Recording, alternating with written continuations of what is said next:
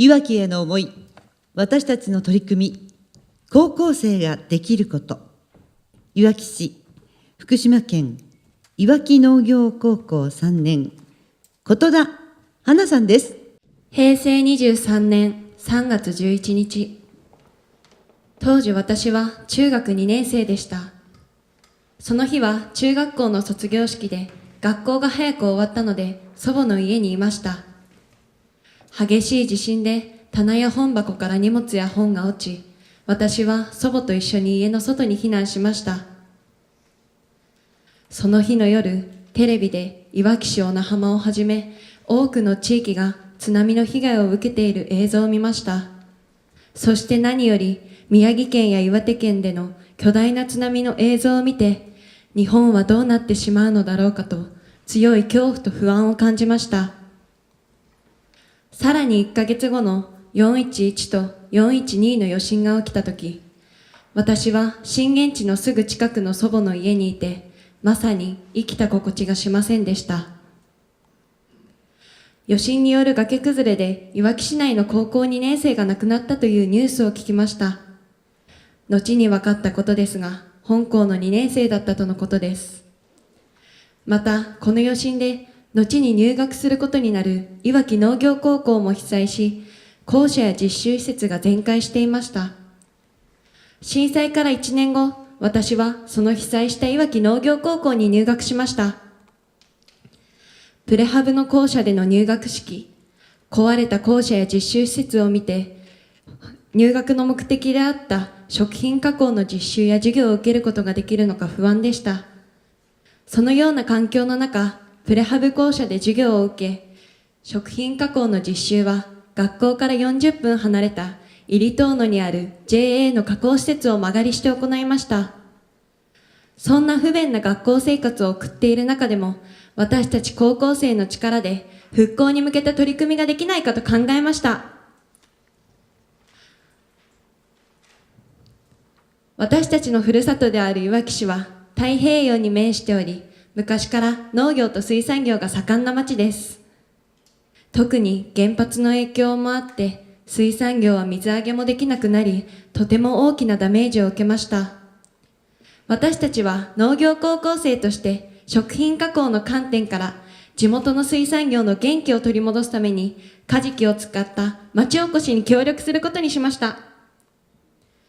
カジキのソーセージで作ったカジキドッグは各種イベントで大好評で、地元水産業に元気を与え、新たな活動のきっかけになりました。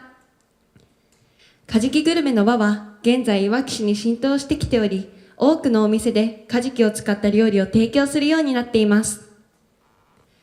カジキグルメマップも作られるなど、ますます活動が盛んになっています。また、福島の農業も未だに風評被害により多大な被害を被っています。そこで私たちはいわき市特産の日本梨を使って風評被害を払拭できないかと考えました。日本梨は加工に不向きであり、特に毎日排出される規格外の不揃い梨は農家さんの悩みの種でした。1日約 200kg。生産農家さんから、1年陰でせっかく育てても規格外だと捨てられてしまって残念でならねえというお話をお聞きしました。私たちは風評被害と規格外梨の両方で困っている農家さんのために何かできないだろうか。そしてどうすれば地元いわき市を、ふるさとの福島県を元気にできるだろうかと考えました。そこで私たちは同じ考えを持つ6人のメンバーで梨プロジェクトを実施しました。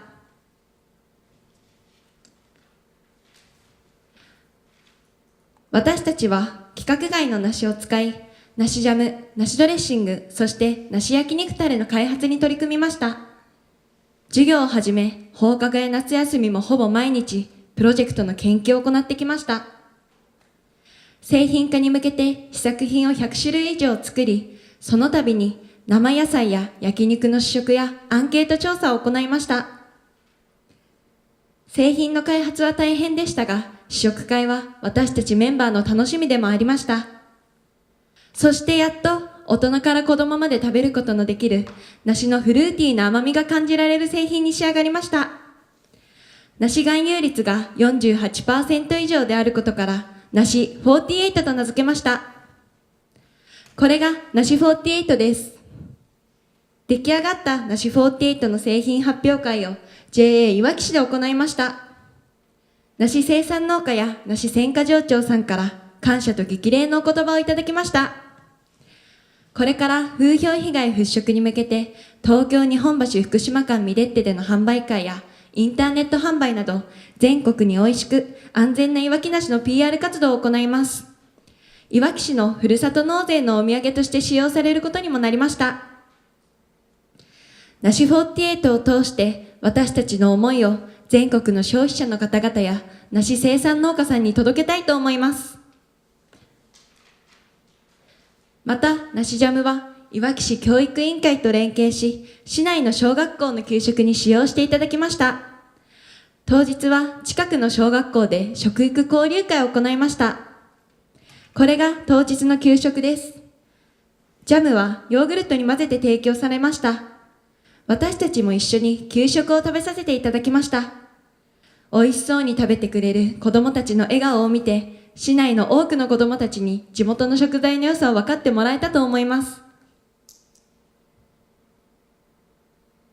私は3年生なので来年3月には卒業します。3年間学んだのはプラハブ校舎です。現在、新しい校舎を建設していて、来年度からは新しい校舎や実習施設が完成するということです。卒業後はプレハブ校舎は取り壊され、私の3年間学んだ校舎はなくなってしまいます。しかし、高校時代に取り組んだことや思い出は、決して私の中から消えることはありません。震災の被害や壊れた校舎や実習施設、プレハブ校舎での毎日の授業、私はこの3年間を決して忘れません。そのような中で震災復興に向けたプロジェクト活動の取り組みが私の高校生活の一番の思い出です。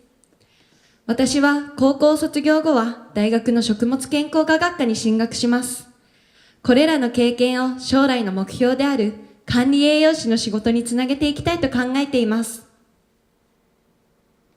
福島の未来へ、そして地元いわき市の復興に向けて、私はこれからも自分にできることは何かを考えながら常に前向きに歩き続けていきたいと思います。ご清聴ありがとうございました。